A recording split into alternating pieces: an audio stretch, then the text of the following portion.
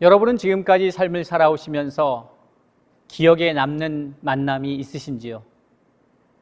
돌아보면 수많은 사람들을 만나왔던 것 같은데 기억에 남는 만남이 있는가 반면 어떤 것은 기억나지 않는 만남도 있는 것 같습니다. 그런데 기억에 남는 만남 속에는 기억하고 싶은 만남이 있고 기억은 나는데 사실 기억하고 싶지 않은 만남도 있을 것입니다. 저는 사도의 행전을 함께 나누면서 만남에 대한 이야기를 계속해서 해오고 있습니다. 우리가 인생을 살아가면서 만나는 수많은 만남, 어떤 만남은 무의미할 수도 있고 어떤 만남은 내가 의도한 만남일 수도 있고 그렇지 않은 만남일 수도 있고 등등의 많은 만남이 있는데 저는 사도행전을 통해서 우리가 우리 인생을 살아가면서 만나야 할 특별한 두 가지 만남에 대한 이야기를 해오고 있습니다. 그 첫 번째가 성령과의 만남입니다.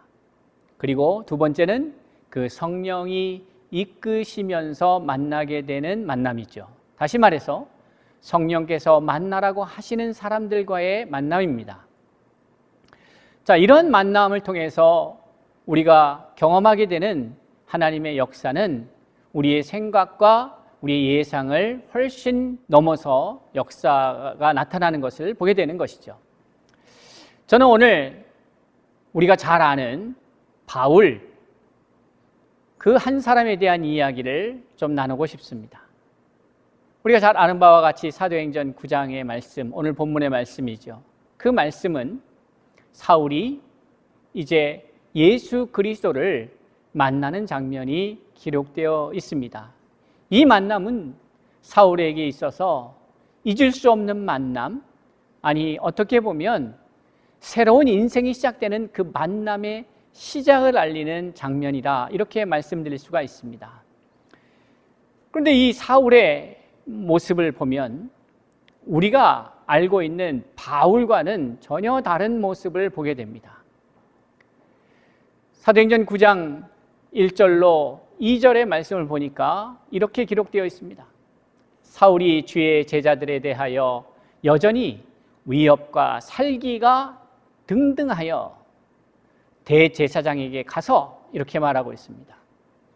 그러니까 사울의 모습을 그리는데 제자들에 대하여, 그러니까 여기서 말하는 제자들이라고 하는 것은 예수를 믿는 크리스찬들을 말함이죠. 그러니까 예수를 믿는 사람들을 향하여 위협과 살기가 등등하다. 참 무서운 말씀입니다. 예수를 믿는데 그 믿는 사람들을 향하여 갖고 있는 이 사울의 태도 혹은 자세, 모습은 참으로 두려운 모습이기까지 합니다. 그것이 사울이었습니다. 그래서 심지어 오늘 사도행전 9장에 나오는 상황은 그 위협과 살기가 등등한 그것을 가지고 가서 다메섹을 향하여 나아가고 있는데 다메섹 여러 회당에 가져갈 공문을 청하니 이는 만일 그 도를 따르는 사람을 만나면, 예수 믿는 사람을 만나면 남녀를 막론하고 결박하여 예루살렘으로 잡아오려 합니다, 이렇게 말하고 있습니다. 그러니까 사도행전 9장 1절과 2절의 시점에서 우리가 사울을 살펴보면 위협과 살기가 등등하여 누구에게요? 예수를 믿는 제자들에게, 예수를 믿는 사람들에게 그들을 향하여 위협과 살기가 등등하였다. 그래서 자기가 이제 대제사장에게 공문, 그러니까 그들을 체포하고 그들을 잡아서 올 수 있는 그 공문을 가지고 이제 다메섹을 향하여 달려가고 있는 모습을 그리고 있습니다. 그러니까 지금 우리가 알고 있고 존경하고 믿음의 어떠한 모델로 삼는 바울의 모습은 찾아볼 길이 없죠. 누가 이렇게 드러나는 상황과 모습만 봐가지고 이것이 바울인 줄 알겠습니까? 그런데 그것이 바울의 모습이었습니다. 아니, 사울의 모습이었습니다. 자, 이 사울이 이러한 모습을 가지고 이제 길을 나서서 다메섹을 향하여 가고 있습니다. 사울이 길을 가다가 다메섹에 가까이 이르더니 호련히 하늘로부터 빛이 그를 둘러 비치는지라 이렇게 말하고 있어요. 갑자기 다메섹에 도달할 즈음에 하늘로부터 빛이 내리기 시작합니다. 그래서 땅에 엎드러지죠. 그리고 하늘에서 소리가 납니다. 사울아 사울아 내가 어찌하여 나를 박해하였느냐. 이런 음성이 들리는 거예요. 그때 바울은 아주 자동적으로 본능적으로 답변합니다. 대답하되 주여 누구시나이까? 이르시되 나는 내가 박해하는 예수라. 예수님과의 만남이 있는 것이죠. 어떻게 보면 예수께서 부활하시고 승천하시기 전에 40일 동안 예루살렘에 머무시면서 때로는 엠마오로 내려가는 제자들을 만나시면서 그 40일간에 많은 일들을 하셨습니다. 하나님의 나라를 전파하시는 많은 일들을 하셨죠. 그 기간 중간에 아니면 예수께서 말씀을 전하시는 십자가를 지시기 이전에도 사도 바울은 이 예수님에 대해서 관심을 갖고 예수님에 대해서 생각을 하고 어떻게 하면 이를 잡아서 죽일까 혹은 그 이후에 예수를 믿는 사람들을 결박할까 온통 그 생각에 잠겨 있을 것입니다. 그러나 정작 예수의 음성을 듣는 이 순간은 매우 특별한 감정이 들지 않았을까 싶습니다. 누군가 소리를 내는데 소리만 나고 아무도 알아듣지 못하는 그 소리를 자신은 듣고 내가 예수다 이렇게 말할 때 이 사울이 느꼈던 마음은 어땠을까요? 참 여러 가지 생각이 겹쳤을 것입니다. 그런 가운데에 바울이 대답하는 것은 나는 내가 박해하는 예수라. 너는 일어나 시내로 들어가 내가 행할 것을 내게 이를 자가 있느니라 하시니라 하는 이 말씀을 듣고 바울은 예수와 내가 말을 나누었다. 그런데 이 예수는 내가 그토록 핍박하고 공격하는 자였다. 그런데 그 예수는 나를 지금 만나 말씀을 내게 던지고 있다. 이 상황 자체가 대단히 어색하고 대단히 이상하게 느껴졌을 거라고 생각이 됩니다. 그런데 이 상황이 더 이상한 것은 다른 사람들은 아무도 듣지 못하고 자신만 듣고 있었다는 것, 그리고 그 이후에 자신이 앞을 볼 수 없는 상황이 되어버렸다는 것, 그리고 결국 그 만남을 시작으로 바울은 이제 전혀 다른 사람이 되어갑니다.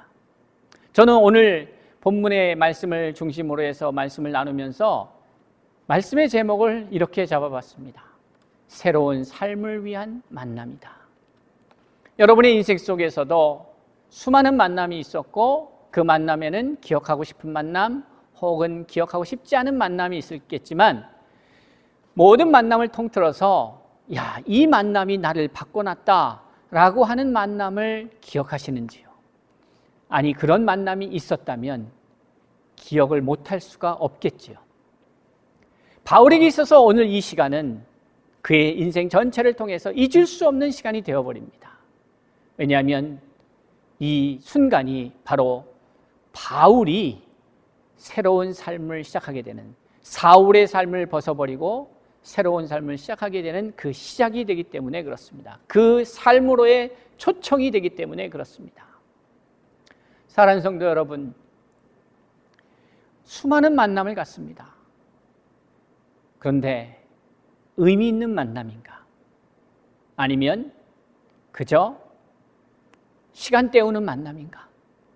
아니면 그냥 재미를 위해서 내게 주어진 이 삶을 좀 더 즐겁게 보내기 위해서 그냥 지나가는 시간으로서의 만남인가?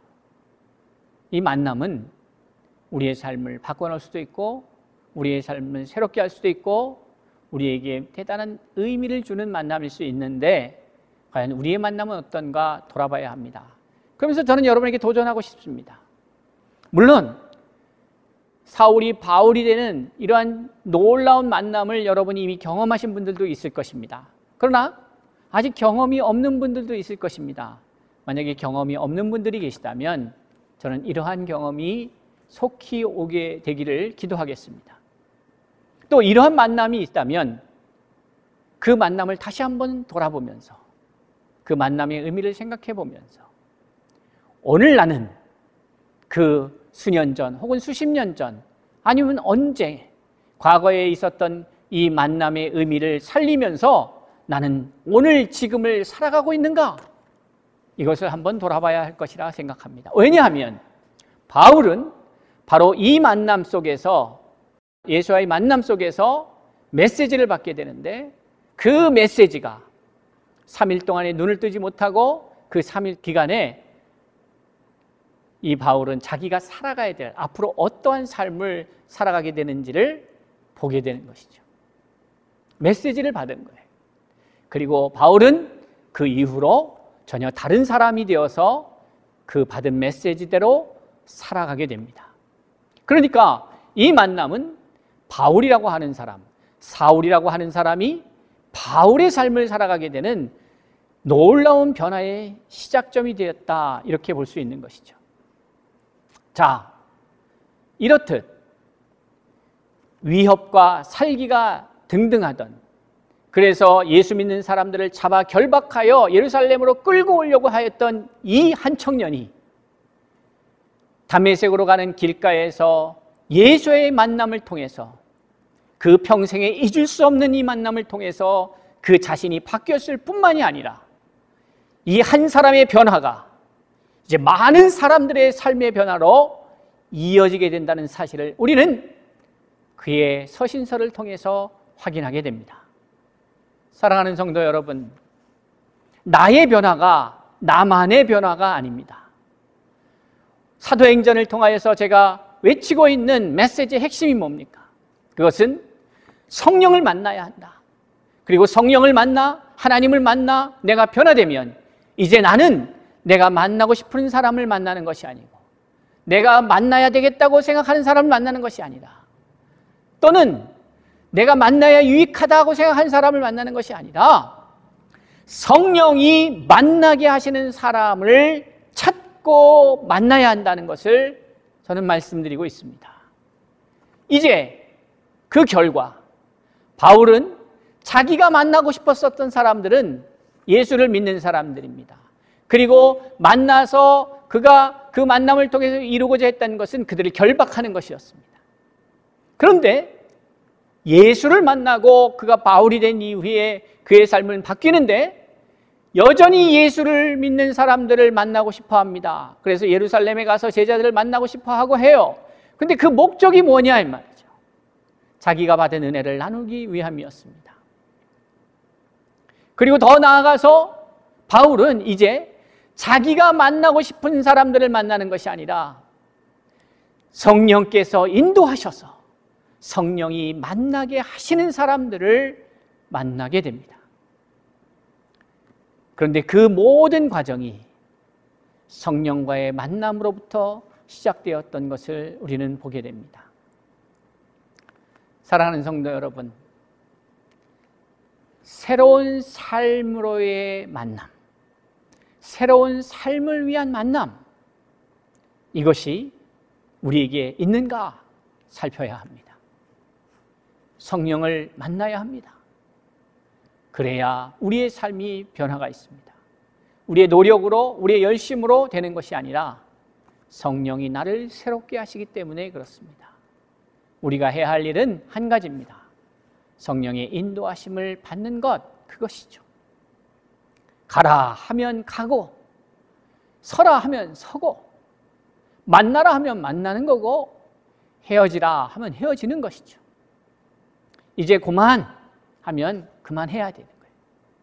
더 가라 하면 가야 되는 거예요.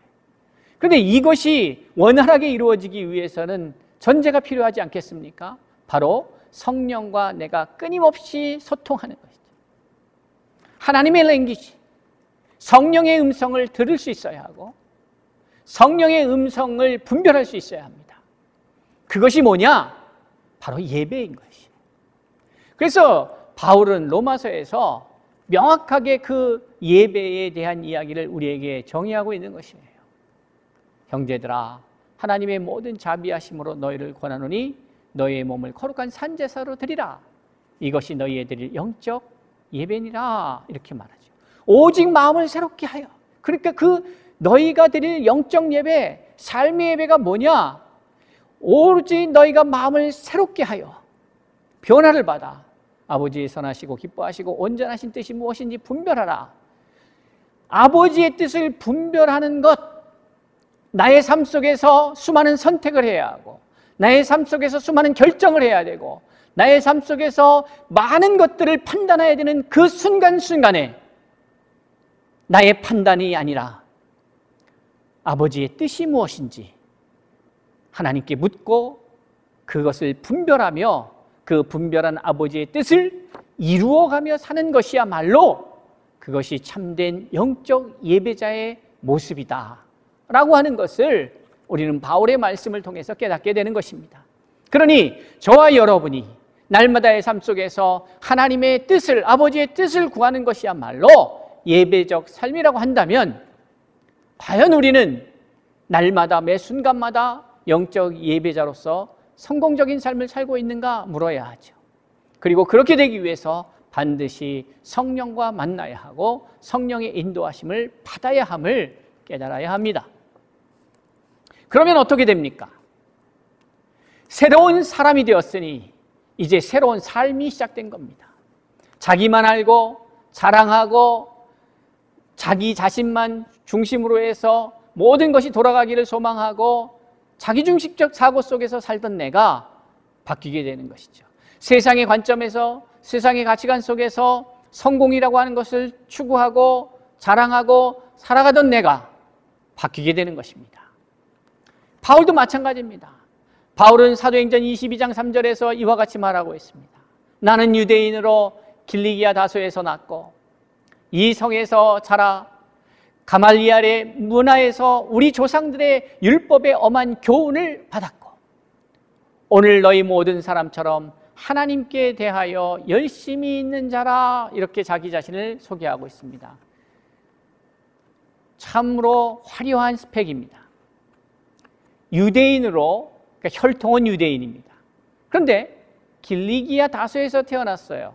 이 의미 속에는 나면서부터 로마의 시민권자다 이 말이에요.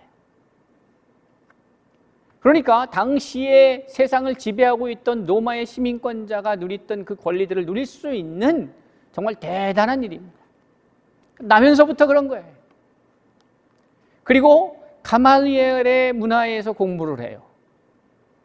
유대인의 율법사 중에 존경받는 가말리엘이라고 하는 사람의 수하에 들어가서 그 문화생으로 공부를 합니다. 최고의 학문을 누린 거예요. 지식적으로 준비된 사람이에요. 조상들의 율법의 엄한 교훈을 받습니다. 너희 모든 사람처럼 하나님께 대하여 열심히 있는 자라. 그러니까 하나님에 대한 열심 때문에 지금 이걸 하는 것이죠. 하나님의 열심 때문에 예수를 핍박한다는 아이러니한 문제가 발생합니다. 이 문제가 왜 발생할까요? 하나님에게 묻지 않아서예요. 하나님의 음성에 귀 기울이지 않아서예요. 더 나아가서 성령을 받지 못해서예요. 내가 하나님의 일을 위해서 하나님의 열심을 가지고 일을 하고 열심히 성경을 읽고 열심히 해도 성령을 받지 않으면 엉뚱한 일을 하게 된다 이 말이에요. 하나님의 사람은 어떤 사람이냐? 성령의 인도함을 받는 사람입니다. 기독교인이 아니에요. 성경을 많이 아는 사람이 아니에요.